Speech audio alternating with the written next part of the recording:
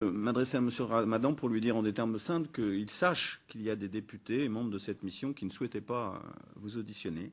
Et je voudrais vous dire en quelques mots simples et aussi courtois que possible pourquoi. Tout simplement parce que la somme de vos doubles discours, auxquels faisait allusion gentiment Éric Raoult à l'instant, d'ensemble de contre-vérités, de falsifications et de manipulations, est telle que votre crédibilité en France et en Europe, je pense, est très sérieusement en perte de vitesse et qu'il y a de moins en moins de gens pour vous accorder quelques crédits intellectuels, que ce soit votre seul talent, s'il y en a un, est effectivement d'enrober d'un discours enjôleur des points qui sont positions plus fondamentalistes et plus inacceptables.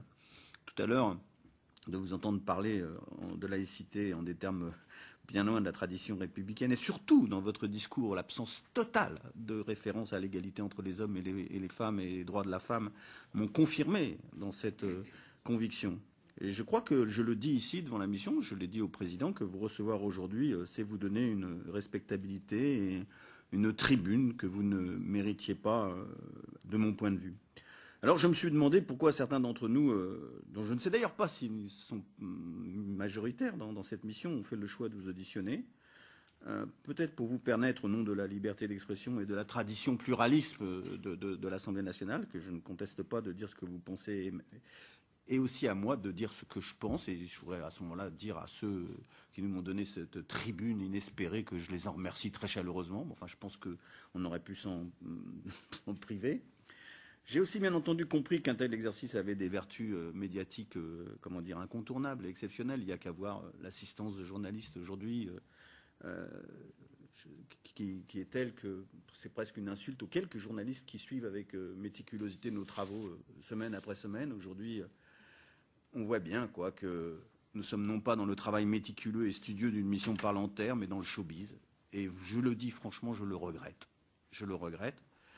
Mais je crois aussi avoir compris in fine la raison de votre présence ici. Vous êtes un prédicateur suisse. Et je me suis demandé pourquoi un Parlement français devait recevoir et écouter un prédicateur suisse. Et c'est sans doute qu'on a compris ces dernières semaines que la lumière venait de Suisse.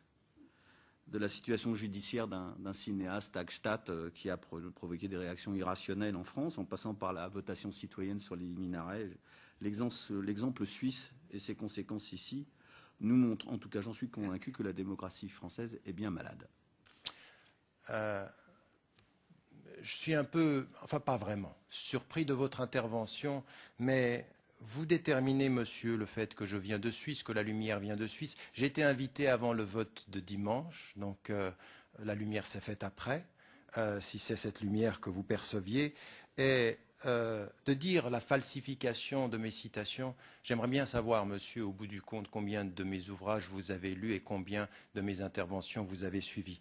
Monsieur, celui qui est en face de vous aujourd'hui n'est pas un prédicateur islamiste suisse, c'est un professeur d'université à Oxford, dont les livres sont étudiés dans 80 universités américaines, monsieur, 80 universités américaines, mais monsieur, qui depuis les 8 dernières années a été interdit de parole dans toutes les universités françaises. Posez-vous la question de savoir où est la liberté d'expression, cher monsieur, plutôt que de me dire que j'ai un double discours, qui depuis les 8 dernières années a été interdit de parole dans toutes les universités françaises. Posez-vous la question de savoir où est la liberté d'expression, cher monsieur, plutôt que de me dire que j'ai un double discours. Il faudrait savoir si la France est en train de perdre ses valeurs d'ouverture dans le débat critique. Et votre façon de réagir à mon intervention n'est pas du tout une façon de réagir à un débat critique, c'est un jugement sur la personne et non pas un débat et une confrontation sur les idées.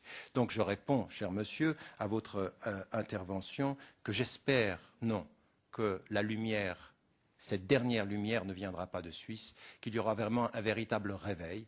Vous savez ce que j'espère pour la France, monsieur, parce qu'on m'a posé la question de savoir un jour si j'aimais la France.